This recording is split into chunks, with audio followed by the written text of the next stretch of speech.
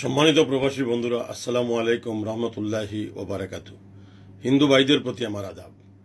দেশে বিদেশে, পৃথিবীর বিভিন্ন দেশে প্রায় বৈধ অবৈধ যাই বলি না কেন 2 কোটির বেশি প্রবাসী রয়েছেন পৃথিবীর বিভিন্ন দেশে।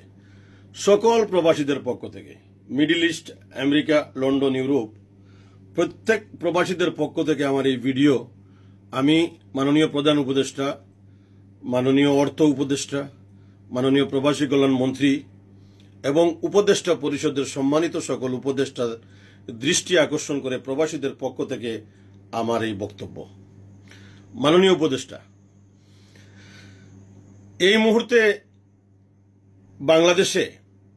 বাংলাদেশের মানুষ, বাংলাদেশের স্থিতিশীল একটা পরিবেশের জন্য আপনি আন্তর্জাতিক পরিচিত নোবেল বিজয়ী, শান্তিতে নোবেল বিজয়ী ডক্টর ইউনূস স্যারের প্রতি মানুষের চাওয়া পাওয়া একটু বেশি। বিগত সরকারের পতন হয়েছে, আওয়ামী লীগের পতন হয়েছে, আওয়ামী লীগ পালিয়ে গেছে। রাজনৈতিকভাবে প্রবাসীদের পক্ষ থেকে কোনো কথা বলতে চাই না এই মুহূর্তে। আপনার দৃষ্টি আকর্ষণ করছি মাননীয় প্রধান উপদেষ্টা, মাননীয় প্রবাসী কল্যাণ উপদেষ্টা। দেখেন, সরকার আসে, সরকার যায়। বিএনপির আমলে বিএনপি যখন ক্ষমতায় ছিল, সাবেক প্রধানমন্ত্রী বেগম খালেদা জিয়ার উদ্যোগে প্রবাসীদের কল্যাণের জন্য, প্রবাসীদেরকে দেখভাল করার জন্য, প্রবাসীদেরকে ভালো রাখার জন্য, প্রবাসীদের সমস্যার সমাধানের জন্য একটা আলাদা মিনিস্ট্রি তৈরি করেছিলেন বেগম জিয়া। যে মিনিস্ট্রি, যে মন্ত্রণালয়ের নাম ছিল প্রবাসী কল্যাণ মন্ত্রণালয়। এই বাংলাদেশে অনেক মন্ত্রণালয় ছিল। বাংলাদেশের প্রত্যেকটা সেক্টরের প্রতিটা মানুষের, পেশাজীবী, শ্রমজীবী, চাকুরিজীবী, অর্থাৎ বাংলাদেশের মানুষের আশার আকাঙ্ক্ষার প্রতিফলন ঘটে একটা মিনিস্ট্রি থেকে। যে একজন মন্ত্রী যিনি থাকেন, একজন জনপ্রতিনিধি যিনি গণপ্রজাতন্ত্রী বাংলাদেশ সরকারের আপনার মন্ত্রী হিসাবে এই মন্ত্রণালয়ে বসে বিভিন্ন সেক্টরের সমস্যার সমাধান করেন। মাননীয় প্রধান উপদেষ্টা বেগম জিয়া ঠিক তেমনি প্রবাসীদের সমস্যার সমাধান করার জন্য, প্রবাসীদের কল্যাণের জন্য করেছিলেন প্রবাসী কল্যাণ মন্ত্রী। কিন্তু আমরা দেখেছি বিগত 16 বছরে 3 জন প্রবাসী কল্যাণ মন্ত্রী ছিল আওয়ামী লীগের আমলে। যারা এই চেয়ারে বসেছে তারা প্রবাসীদের জন্য কিছুই করে নাই।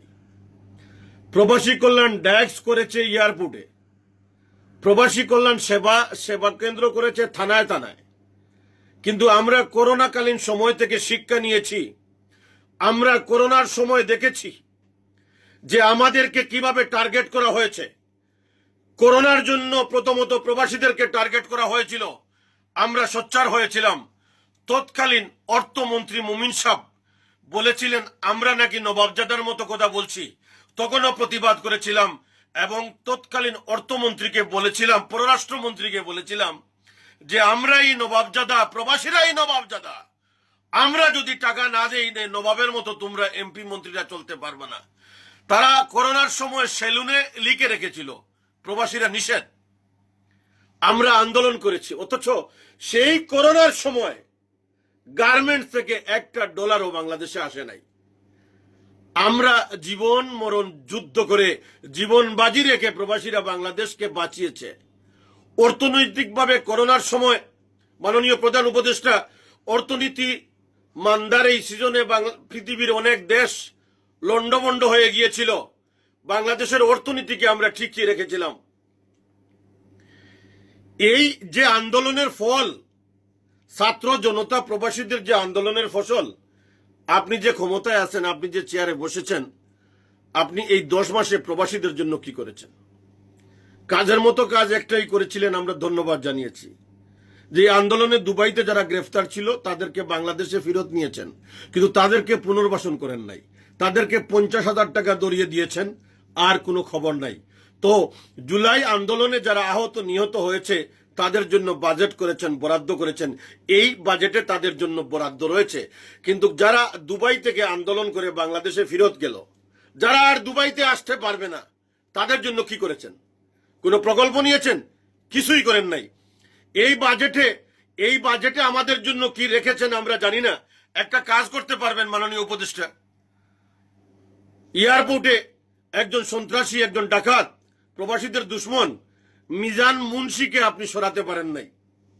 কারণ এই মিজান মুন্সি একটা রাজনৈতিক দলের অনুগত। সেই রাজনৈতিক দলকে আপনি ভালোবাসেন, সেই রাজনৈতিক দলকে আপনি তাদের প্রতি আস্থা রাখেন, প্রবাসীদের প্রতি আপনার আস্থার দরকার নেই। প্রবাসীরা কলুর বলদ। যখন যে সরকার আসে প্রবাসীরা ইউজ করে, আমাদেরকে মুখে মুখে বলে রেমিটেন্স যোদ্ধা, অথচ সংসদে দাঁড়িয়ে প্রবাসীদের পক্ষে কোনো কথা বলে না। এয়ারপোর্টে যখন প্রবাসীদের লাগেজ চুরি হয়, এয়ারপোর্টে যখন প্রবাসীরা হয়রানি হয়, দূতাবাসে যখন প্রবাসীরা হয়রানি হয়, বিএমইডি কার্ড পাইতে গেলে হয়রানি হয়, পাসপোর্ট পাইতে গেলে হয়রানি হয়, এলাকায় গেলে হয়রানি হয়, বাড়িতে গেলে হয়রানি হয়, এই প্রবাসীদের দেখার মতো কেউ নাই। প্রবাসীদের পক্ষে কোনো কথা বলে না।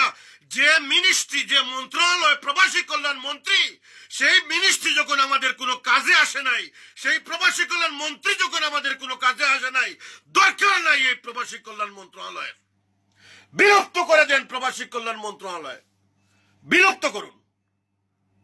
আমরা প্রবাসী যারা বিগত 20 বছর, 30 বছর, 50 বছর আগে যারা দেশের বাইরে এসেছিলাম, আমরা 5,000 টাকা করে জমা রেখেছিলাম ওয়েজনার্স বোর্ডে। সেই টাকাগুলা কই? কোটি কোটি, হাজার হাজার, মিলিয়ন মিলিয়ন টাকা আমরা জমা রেখেছিলাম। সেই টাকা যদি একত্রিত করা হয়, সেই টাকা দিয়ে আমাদের জন্য কিছু করা যায়। আমাদের এই টাকাগুলা গেল কোথায়?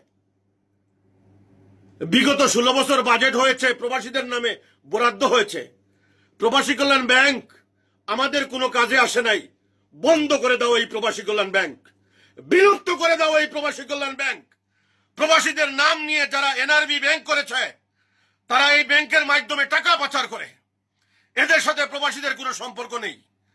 এনআরবি, ভিআইপি, সিআইপি যাদেরকে ব্যাংক দিয়েছে সরকার, এই ব্যাংকের মাধ্যমে পৃথিবীর বিভিন্ন দেশে টাকা পাচার করা হয়। সাধারণ প্রবাসীদের কোনো কাজে আসে না, লোনও দেয় না। প্রবাসীরা লোন চাইতে গেলে লোন দেয় না, ডাকাতদেরকে লোন দেয়।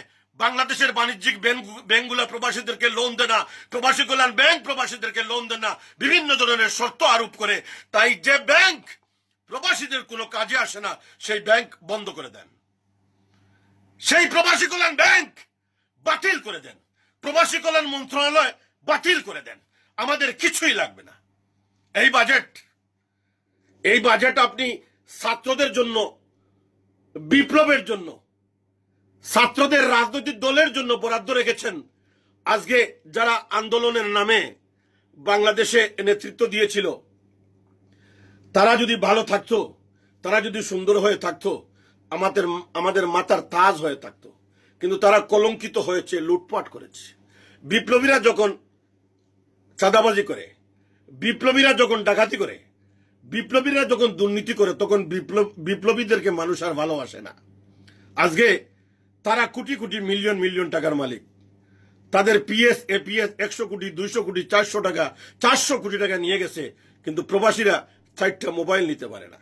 তাই প্রবাসীদের সমস্যা যখন সমাধান করতে পারেন নাই, মাননীয় উপদেষ্টা, সবিনয় অনুরোধ করছি, প্রবাসীদের পক্ষ থেকে বলছি, একটা সংস্কার করুন। এই প্রবাসী কল্যাণ মন্ত্রণালয় বিলুপ্ত করুন, প্রবাসী কল্যাণ ব্যাংক বিলুপ্ত করুন, প্রবাসী কল্যাণ ডেস্ক বিলুপ্ত করুন। প্রবাসীদের জন্য এয়ারপোর্টের পাশে হোটেল রাখা হয়েছে। বিগত সরকারের সময় হোটেল, প্রবাসীরা থাকবে। এই হোটেলে প্রবাসীদের কোনো সম্পর্ক নেই। এই হোটেল বন্ধ করে দেন। প্রবাসীদের নাম নিয়ে ব্যবসা বন্ধ করে দেন। তাই মাননীয় উপদেষ্টা, প্রবাসীদের পক্ষ থেকে বলছি, যখন এই বাজেটে প্রবাসীদের জন্য কিছু রাখতে পারেন নাই, অন্ততপক্ষে এই বাজেটের সময় আপনার ক্ষমতা থাকাকালীন অবস্থায় বাতিল করেন প্রবাসী কল্যাণ মন্ত্রণালয়, বাতিল করেন প্রবাসী কল্যাণ ব্যাংক, বিলুপ্ত করেন এয়ারপোর্টে রাখা প্রবাসীদের জন্য হোটেল।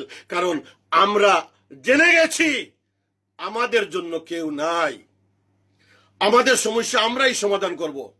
যদি আগামীতে সংসদে প্রবাসীদের প্রতিনিধি যায়, প্রবাসীদের যদি প্রতিনিধি যায়, তাহলে চিৎকার করে, সাহস করে প্রবাসীদের অধিকার আদায় করবে, এর আগে নয়।